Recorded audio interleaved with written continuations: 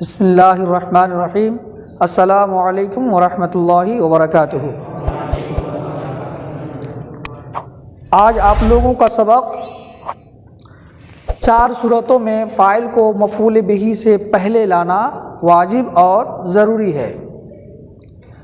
ہم نے آپ لوگوں کو اس سے پہلے بتایا تھا کہ نارمل جو عربی کا فنڈا اور طریقہ ہے، پہلے فعل ہوگا، اس کے بعد فاعل ہوگا، اس کے بعد مفعول بہ ہوگا۔ یہ نارمل طریقہ ہے، آگے پیچھے بھی کر سکتے ہیں، فاعل مفعول بہ کو مقدم تقدم کر سکتے ہیں، لیکن نارمل طریقہ یہی ہے، پہلے فاعل اس کے بعد مفعول بہ۔ یہاں اس کے خلاف بولا جا رہا ہے کیا؟ 4 صورتوں میں فاعل کو مفعول بہ سے پہلے لانا واجب ہے، یعنی آگے پیچھے نہیں کر سکتے ہیں، آگے پیچھے کریں گے تو وہ غلط ہو جائے گا۔ اس میں پہلی صورت بتا رہا ہے فاعل اور مفعول بہ کا اعراب تقدیری ہو اور التباس کا اندیشہ ہو۔ فاعل اور مفعول بہ کا اعراب تقدیری ہو تو آپ لوگ تو اس کو سمجھ رہے ہوں گے، تقدیری کا مطلب اعراب ظاہر نہیں ہوگا۔ فاعل ہے مرفوعات میں سے اور مفعول بہ ہے منصوبات میں سے، تو دونوں الگ الگ ہوا کہ نہیں؟ جب دونوں کا اعراب ظاہر نہیں ہوگا تو آپ کو میں نے بتایا کہ جو نارمل طریقہ ہے، پہلے فاعل اس کے بعد مفعول۔ اب اگر آپ اعراب ظاہر نہیں ہے اور مفعول کو آپ نے پہلے کر دیا اور فاعل کو بعد میں کر دیا تو سمجھنے والا جو پہلے ہے اس کو فاعل سمجھ جائے گا، جو بعد میں اس کو مفعول سمجھ جائے گا۔ تو اسی وجہ سے کہہ رہے ہیں کہ فاعل کو مفعول سے پہلے لانا واجب اور ضروری ہے تاکہ مفہوم کی ادائیگی میں یا پڑھنے اور سمجھنے والوں کو سمجھنے میں کہیں غلطی نہ ہو جائے۔ اس کی مثال میں نے دیا ہے ضرب عیسیٰ موسیٰ، ضرب عیسیٰ موسیٰ، اور ایک مثال دیا اکل یحییٰ مثلا۔ تو دو طریقے کا مثال ہے، ایک طریقے کا مثال نہیں ہے، لیکن دونوں جگہ پہ اعراب تقدیری ہے۔ دیکھو یحییٰ اور کما سارا، یہاں بھی کما سارا، یہاں بھی کھڑا زبر کے ساتھ، یہاں بھی عیسیٰ موسیٰ۔ اچھا، یہ اسم متمکن کی 16 قسموں میں سے کون سی قسم ہے؟ کون سی قسم ہے؟ نہیں سمجھا؟ اس میں مقصور ہے۔ اس میں مقصور کس اسم کو کہتے ہیں؟ جس کے آخر میں الف مقصورہ آئے۔ چاروں کے آخر میں الف مقصورہ آئے کہ نہیں؟ الف مقصورہ کا اعراب تینوں حالتوں میں تقدیری، کیوں؟ اس لیے کہ آخر میں الف ہے، الف پر کسی قسم کی حرکت نہیں آتی ہے۔ تو جب تقدیری ہو گئی ضرب عیسیٰ موسیٰ، معنی کیا ہے؟ عیسیٰ نے موسیٰ کو مارا۔ اگر حقیقت حال یہ ہو کہ موسیٰ نے عیسیٰ کو مارا اور آپ نے کہہ دیا ضرب عیسیٰ موسیٰ، تو معنی مفہوم الٹا ہوگا کہ نہیں؟ اس لیے کہ میں تو نارمل طریقے سے سمجھوں گا کہ فعل کے بعد جو ہوگا وہ فاعل ہوگا۔ تو اس لیے جب ایسی حالت ہو کہ اعراب تقدیری ہو تو آپ کو فاعل کو فعل کے بعد ہی لانا ضروری ہوگا۔ واجب ہونے کی وجہ سمجھ میں آ گئی؟ نہیں تو معنی میں کیا ہوگا؟ الٹ پلٹ ہونے کا اندیشہ ہے، اس لیے واجب ہے۔ لیکن یہاں اکل یحییٰ کما سرا میں ایسا نہیں ہے۔ اب اکل کما سرا یحییٰ بھی کہہ سکتے ہو اور اکل یحییٰ کما سرا جیسا ہے اسے بھی کہہ سکتے ہو۔ کیوں؟ اس لیے کہ کما سرا کا معنی امرود ہے اور یحییٰ ایک انسان کا نام ہے۔ اگر پلٹ کے اکل یحییٰ کما سرا کہو گے تو مفہوم میں گڑبڑی ہونے کا اندیشہ نہیں ہے، اس لیے کہ اکل کا معنی کھایا۔ امرود یحییٰ کو کھا سکتا ہے؟ امرود انسان کو کھا سکتا ہے؟ نہیں کھا سکتا ہے، لیکن ضربہ مارنے کی صلاحیت عیسیٰ میں بھی ہے اور موسیٰ میں بھی ہے۔ تو اس میں اگر آپ ضروری طور پر فاعل کو نہیں پہلے لاؤ گے تو معنی مفہوم میں گڑبڑی ہو جائے گی، لیکن یہاں آپ پہلے لاؤ بعد میں لاؤ، دقت کچھ بھی نہیں ہے، یحییٰ ہی فاعل ہوگا۔ کہیں گے یہ تقدیری ضمہ ہے، یحییٰ میں تقدیری ضمہ ہے اور کما سرا یہ تقدیری فتح ہے۔ بات سمجھ میں آ گئی پہلی صورت کی؟ تو وصول کیا بنا کہ فاعل اور مفعول جہاں بھی دونوں کا اعراب تقدیری ہو اور آپس میں ملنے کا اندیشہ ہو، کہ فاعل مفعول اور مفعول کے فاعل بن جانے کا اندیشہ ہو، تو ترتیب کو، سیٹنگ کو ضروری طور پر نارمل والی سیٹنگ کو ضروری قرار دے دی جائے گی کہ فعل کے بعد فاعل، فاعل کے بعد مفعول۔ دوسری صورت کیا ہے؟ فاعل ضمیر مرفوع متصل ہو، ضمیر مرفوع متصل یہ خود فاعل بنے، تو ایسی صورت میں فاعل کو پہلے لانا واجب ہے۔ واجب کیا کہو گے؟ مجبوری ہے، اس لیے کہ آپ نے شرط میں لگا دیا مرفوع متصل، متصل کا معنی ہی ملا ہوا، تو متصل کہہ دیا تو ملنا تو ضروری ہے، تو یہ مجبوری ہے۔ جیسے ہم نے دیا عرفت زیدن، میں نے زید کو پہچانا۔ دوسری مثال میں ہم نے دیا رأیت الہلال، میں نے چاند، نیا چاند میں نے دیکھا۔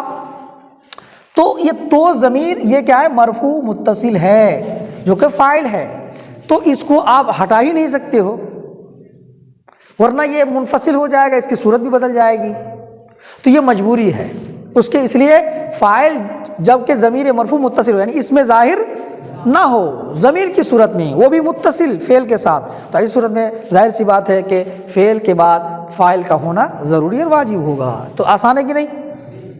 تو اس میں آپ کو دماغ سیٹ نہیں کرنا ہے، دماغ گھمانا نہیں ہے، آپ کو کہیں پہ عبارت میں مل جائے تو آپ اس کو فاعل بنا دیجئے گا، کوئی دقت کی بات نہیں کہ بھائی یہی فاعل ہے، اور یہاں اس کو جو ہے لانا واجب اور ضروری ہے، اس کو الگ نہیں کر سکتے ورنہ منفصل ہو جائے گا۔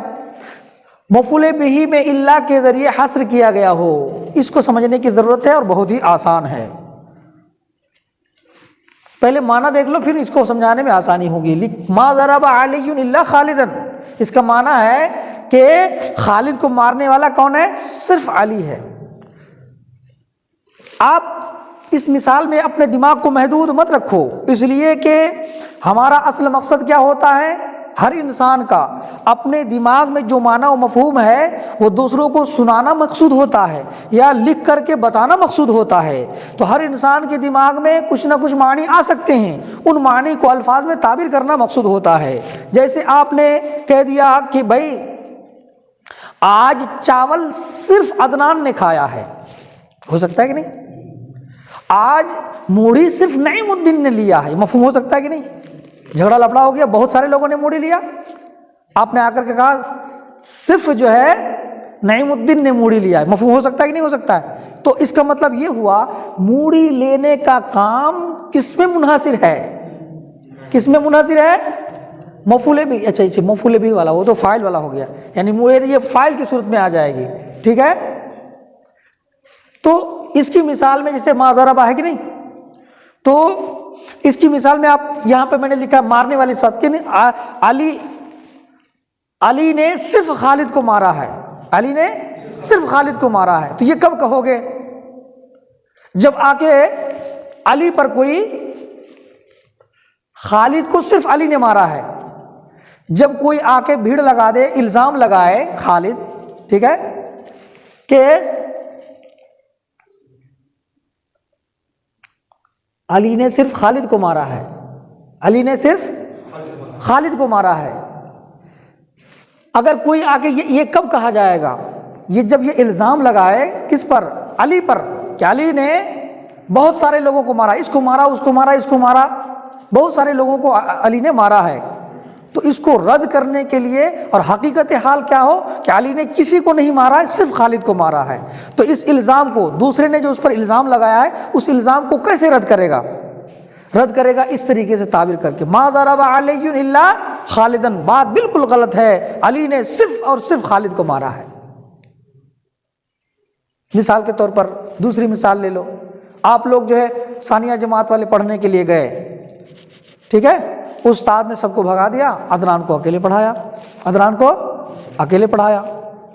اب استاد اور شاگرد میں جھگڑا لگا، استاد کہہ رہا ہے کہ میں نے سب کو پڑھایا ہے، استاد نے کہا میں نے سب کو پڑھایا ہے، اور حقیقت حال کیا ہے؟ صرف عدنان کو پڑھایا ہے۔ لفظ لگا کہ نہیں؟ ایک معنی و مفہوم ہے، ایک مقدمہ ہے جس کو ہم کو ثابت کرنا ہے، تو کیسے ثابت کرو گے؟ استاد آ کے کہہ رہا ہے کہ میں نے سب کو پڑھایا ہے ثانیہ جماعت میں، تب کہو نا ما درس استاد الا عدنان، الا عدنان، استاد نے صرف اور صرف عدنان کو پڑھایا ہے۔ تو اس لیے آپ کو یہ مثال صرف اپنے ذہن میں نہیں رکھنا ہے، صرف قاعدہ لے لینا ہے کہ مفعول بہ میں اگر معنی فعل کو حصر کرنا مقصود ہو الا کے ذریعے، تو ایسی صورت میں فاعل کو فعل کے بعد لانا ضروری اور لازمی ہے۔ وہی والا جو ہے آپ اللہ کو ہٹا دیجئے، انما کے ذریعے اگر کرنا مقصود ہو، انما کے ذریعے یہی معنی مقصود کو بیان کرنا مقصد ہے، وہی انما ضرب علی خالدا، انما ضرب علی خالدا مطلب کیا ہے؟ وہی ہے، صرف تعبیر میں فرق ہے۔ اس کا مطلب بھی وہی ہے کہ علی نے صرف اور صرف خالد کو مارا ہے اور اس کے علاوہ کسی کو نہیں مارا ہے۔ جتنا کچھ کہا جا رہا ہے یہ سب کے سب الزام ہے، ٹھیک؟ اور وضاحت کے لیے اگر سننا چاہیں تو بتا دیں آپ، میں نے تمام لڑکوں کو جمع کیا، بھائی تم لوگ رات میں جلسہ سننے کے لیے گئے تھے، ٹھیک ہے، اور جا کر کے تم لوگوں نے جو ہے اس کے ساتھ لفڑا کیا، اس کے ساتھ نہیں حضرت، کسی کے ساتھ ہم نے لفڑا نہیں کیا ہے، صرف اور صرف ایک شخص راستے میں ہمارے ساتھ بدتمیزی کر رہا تھا، اس کو ہی ہم نے پیٹا ہے، ہم سب آ رہے تھے، صرف وہ بدتمیزی کر رہا تھا، اسی کو ہم نے پیٹا، اس کے علاوہ ہم نے کچھ نہیں کیا ہے۔ تو اس طرح کے معنی و مفہوم کو جب آپ تعبیر کرنا چاہو گے اس وقت جو ہے آپ کو ضرورت پڑے گی اس طرح کی بات عربی میں، اللہ یا انما کے ذریعے، دونوں کے ذریعے، ٹھیک ہے؟ تو اللہ کے ذریعے سے حصر کرنا مقصود ہو یا انما کے ذریعے حصر کرنا مقصود ہو، کس کو؟ فعل کو، کس میں؟ مفعول میں، فعل کو مفعول میں، ٹھیک ہے؟ مہمان چلے گئے، بھائی بہت سارے آئٹم تھے، آپ نے مچھلی کھایا، گوشت کھایا، کباب کھایا، ٹکیا کھایا، یہ کھایا، میں نے کچھ نہیں کھایا حضرت، صرف بریانی کھایا ہے، کیسے تعبیر کرو گے؟ ما اکلت الا بریانی، ما اکلا سمی الا گوشت پلاؤ، کیا سمجھے؟ سمجھے؟ یعنی کچھ نہیں کھایا، صرف اس طرح ہی کھایا ہے، سمجھے؟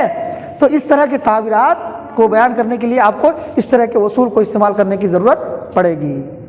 تو پوری بات سمجھ میں آ گئی؟ ان چار صورتوں میں آپ کو فاعل کو مفعول بہ پر مقدم کرنا واجب ہے۔ مفعول بہ کو چار صورتوں میں فعل پہلے لانا واجب ہے، یعنی پہلے مفعول اس کے بعد فاعل، تو اس کا الٹا، اس کی بھی چار صورتیں، اس کی بھی چار صورتیں۔